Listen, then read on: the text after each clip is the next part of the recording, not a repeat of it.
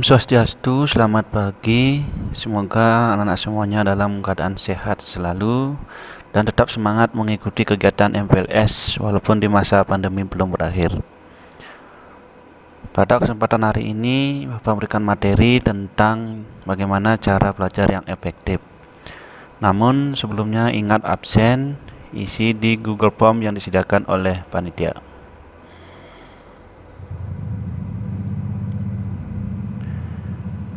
Baik, kalau sudah absen, Bapak akan memberikan materinya. Silakan anak-anak simak dengan baik. Cara belajar yang efektif. Yang pertama, kita akan bahas tentang pengertian dulu. Dasarnya adalah belajar. Apa artinya belajar? Yaitu suatu proses yang dilakukan untuk mendapatkan perubahan tingkah laku, baik dari hasil pengalaman maupun latihan. Sedangkan belajar efektif adalah proses belajar mengajar yang mampu memberikan pemahaman, kecerdasan, ketekunan, kesempatan, dan mutu atau kualitas yang lebih baik yang diterapkan dalam kehidupan sehari-hari sehingga anak dapat menghasilkan sumber daya manusia yang unggul. Kemudian bagaimana caranya melakukan belajar yang efektif? Belajar yang baik dan benar, ada beberapa tips.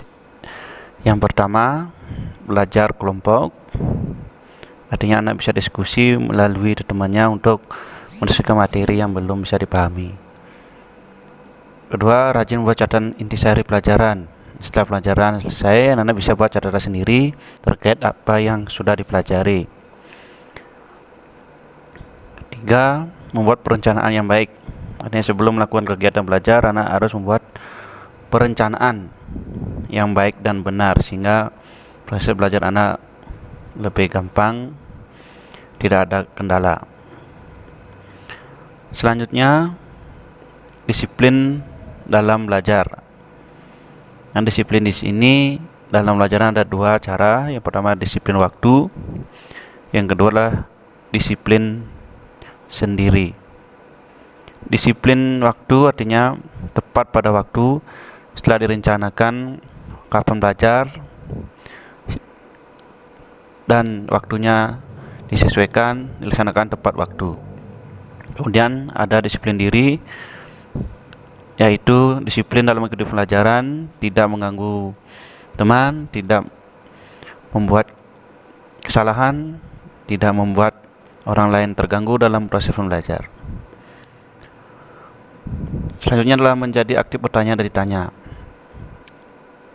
Aktif bertanya artinya apabila anak belum memahami, secara aktif anak menanyakan kepada guru dan studi yang bersangkutan dalam mengajar. Sedangkan ditanya artinya begitu ada pertanyaan Anda wajib bisa menjawab, aktif menjawab. Selanjutnya adalah belajar dengan serius dan tekun. Ini sudah pasti, apapun yang dilakukan dengan serius dan tekun itu hasilnya pasti lebih baik, termasuk dalam belajar. Selanjutnya, hindari belajar yang berlebihan. Apabila Anda belajar berlebihan, maka memorinya dalam menyerap data Anda anak-anak itu bisa cepat jenuh sehingga terjadi kemungkinan stres, sehingga hasilnya belajarnya kurang maksimal. Selanjutnya, jujur dalam mengerjakan suatu ulangan, ujian, ataupun tugas. Ini sudah pasti, tujuannya adalah anak-anak bisa bertanggung jawab, sehingga apa yang diperoleh itu sesuai dengan apa yang bisa diimplementasikan dalam kehidupan sehari-hari. Selanjutnya, jadi seorang pemimpin, latihlah rasa tanggung jawab. Dalam belajar, tentunya ada selain belajar teori, Anda bisa jadi latih belajar seorang pemimpin. Artinya memimpin, bagaimana cara memimpin yang baik dengan penuh rasa tanggung jawab. Selanjutnya, mendengarkan penjelasan guru dengan baik. Nah, sudah pasti dalam kegiatan pembelajaran, anak harus mendengarkan atau menyimak penjelasan guru dengan baik. Jangan lain-lain, jangan mengganggu teman dalam belajar, sehingga pasti anak-anak bisa peroleh hasil belajar yang maksimal. Selanjutnya, jangan malu untuk bertanya. Nah, ini kalau sudah ada pada tips sebelumnya. Lanjutannya adalah jangan malu untuk bertanya, artinya jika ada rasa belum mengerti, silakan langsung bertanya. Seperti pepatah mengatakan, malu bertanya sesat di jalan. Nah, kerjakan tugas maupun PR, pekerjaan rumah atau PS atau pekerjaan di sekolah. Jadi setiap ada tugas, silakan langsung dikerjakan. Jangan sampai menunda-menunda, karena semakin menunda akan semakin banyak pekerjaan yang bisa belum diselesaikan.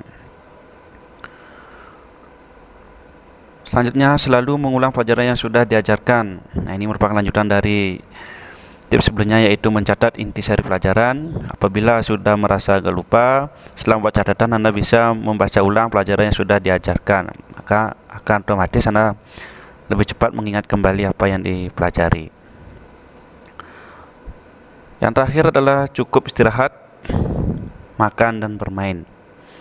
Nah, di sini artinya apabila Anda dalam keadaan capek, kurang makan, atau tidak ada hiburan, maka Anda akan jenuh dalam belajar. Otomatis anak-anak belajar kurang fokus, hasilnya pun tidak maksimal. Oleh karena itu, setiap kegiatan apapun perlu ada istirahat, ada makan untuk energinya, dan bermain untuk selingan hiburan. Begitu halnya dengan belajar. Jadi kalau belajar terus tanpa ada istirahat, tidak ada jeda permainan, apalagi tidak makan, akan Anda cepat lesu, capek, jenuh, sehingga hasil belajarnya tidak maksimal.